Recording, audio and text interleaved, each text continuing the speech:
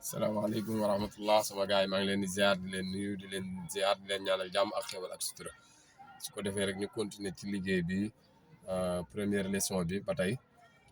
boo duggsee ci oto bi ngay xëcc sa ceinture de sécurité nga attaché sa ceinture nga takk ko waaw boo paree nga def contact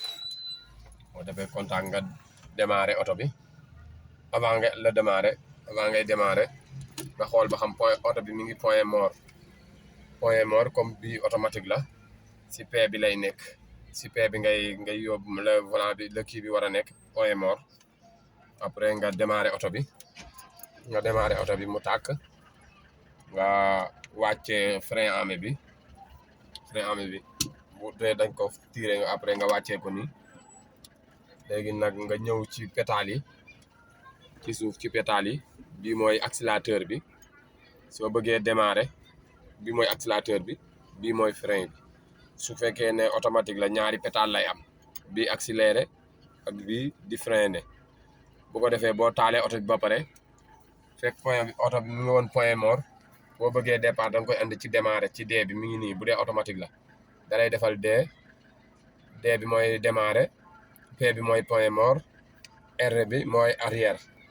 N bi neutre la waaw su ko defee su fekkee da nga bëgg a démarrer da ngay xëcc levier bi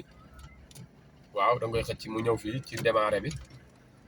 ci démarrer bi boo bëggee oto bi démarrer nga xëcc ko ci démarrer bi oto bi démarrer soo bëggee taxaw nga laal frein yi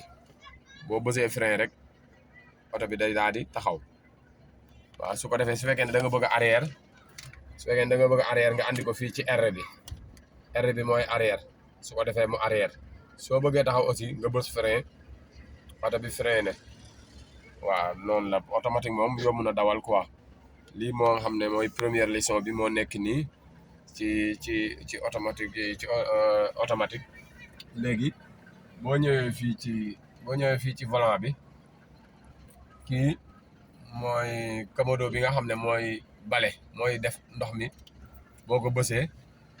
mooy tax bale yi di bale comme bu doon taw wala pare-brise bi salté nga bës ko day génnee ndox mi nettoyé ko ba mu set léegi soo ñëwee fii ci tableau de bord bi lampe bi ngay seet muy tàkk mooy gasoil bi lampe gasoil bii nii mooy lampe gasoil bi su tàkkee rek nga xam ne mi ngi lay signaler sa gasoil mi ngi commencé sa réserve mi ngi ci réserve ngay daw sa gasoil mi ngi bëgg a jeex aiguille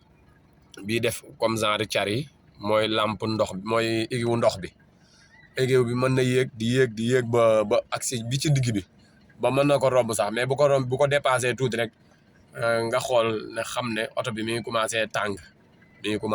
da ngay teggi sa tànk fekk ne da nga doon daw 100 aiguille bi di yéeg ba fii da nga koy wàcc da ngay teggi sa tànk oto bi dem 90 wala yooyu su ko defee aiguille bi moo nekk nii bi nga xam ne mooy kilométrage bi oto bi dina daw